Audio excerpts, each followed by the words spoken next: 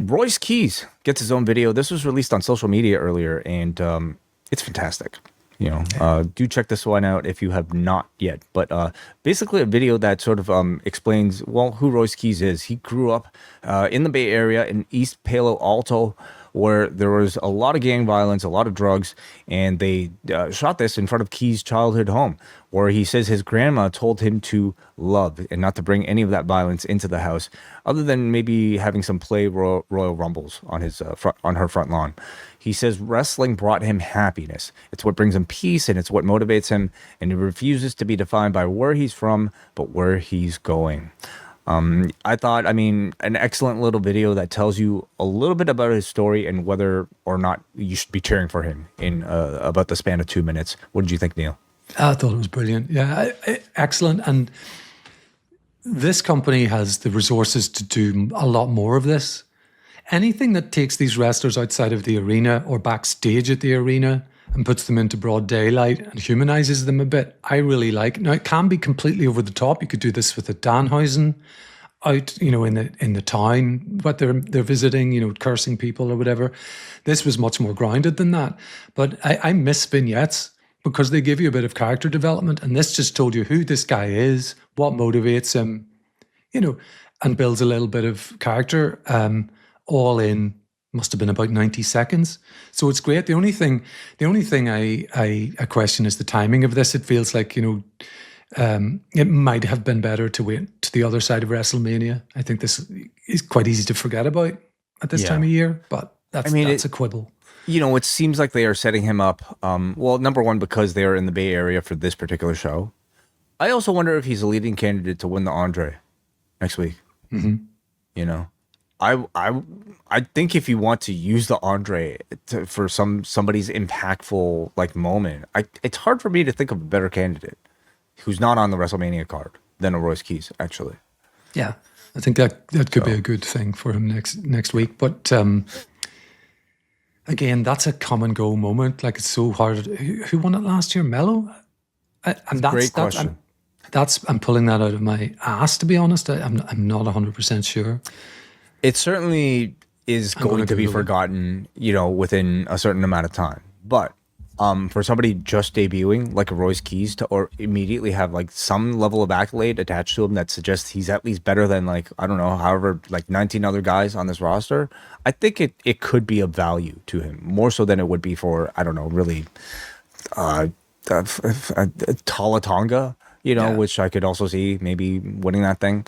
So it was Carmelo Hayes. I just wanted to check in case anybody was going to correct us later. But how I remember that, I don't even know, because I don't remember who was left in the match. It's just one of those 1 week things. But it gives him a moment, I guess, and they're all about moments, aren't they? Yes, they are. Totally agree that they don't take advantage of their stellar production staff enough for these sort of things. And it shouldn't just be for debuting wrestlers, but any wrestler on their roster, there is great video production really all the time.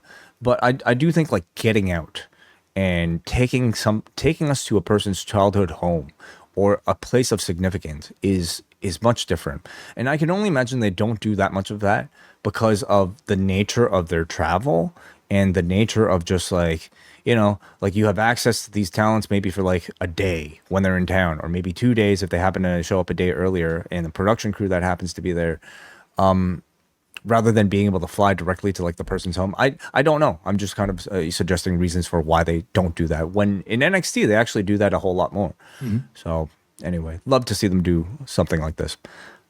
Berto versus Royce Keys is the match that we're getting. The very first, singles match involving Royce Keys in the WWE. Angel, of course, distracts on the floor, allowing Berto to gain the advantage. Keys catches a crossbody and delivers a fallaway slam. Then he delivers a running power slam, and then he hits the spine buster to give himself the victory over Berto. So, of course, a very quick match here with a little bit of selling from Royce Keys here. What did you think? I thought this was a pretty good debut. Ideally, maybe someone higher on the card than Berto would have taken this loss, but he's a very good worker. So it's for all the placement of the card on the card of Los Garzas, they are very good wrestlers. So pairing them up, I don't have that many complaints about it. Yeah. You could also argue it should have been a bigger squash than it was, but a wee bit of selling is... No, I thought this was about right. I thought it was perfectly fine. You know, like not really showing us any like sort of new wrinkles in the 4 moves that, you know, he was able to do here that felt any different from the Hobbs that we saw in AEW. But it was only really 4 moves. So I do think like he'd be a leading candidate for the Andre Battle Royal next week. So we'll see if that comes true.